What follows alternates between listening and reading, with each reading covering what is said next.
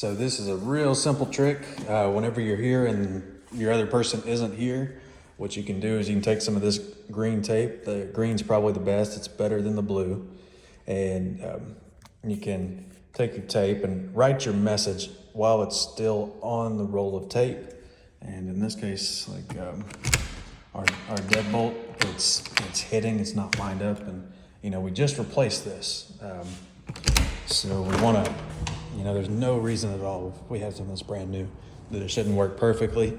So anyway, we just write on what we need done and put the tape on there. And in this case, I'm kind of going around looking for spots that need touch-up paint. So they don't all have a message on them, but they're just all around, and they help us to be able to communicate more clearly about what needs to be done.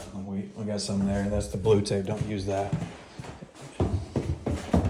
But we put that on as many spots as we can, and right there, that's how we quickly find this. You see, this is a prime example of why we always paint our caulk. You see how sticky caulk can be, and it gets dirty. And so we got that on here, so that way to prime it and to caulk it. And then in here, you see I put a piece of tape up there, but that wouldn't really be clear enough, so I wrote a note on there. And the notes, it says, you can read that, but it says to get the walls cleaned up. Because you see this right here, this kind of makes me feel like I'm in a prison. And we don't want to feel like that, especially not when we're trying to rent something. So yeah, so a new coat of paint up there will help quite a bit. And that is really all the tape. That's what the tape does. And you can just put that stuff in several spots, and it'll really help. And another thing we want to try to avoid as much as possible, whenever we have a long stretch, we want to get one whole piece. No, it's not supposed to be like that.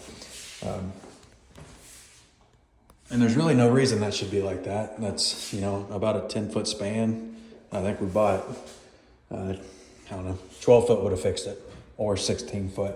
But anyway, try to always put one piece side to side. You see, we did do it correctly here on the baseboard.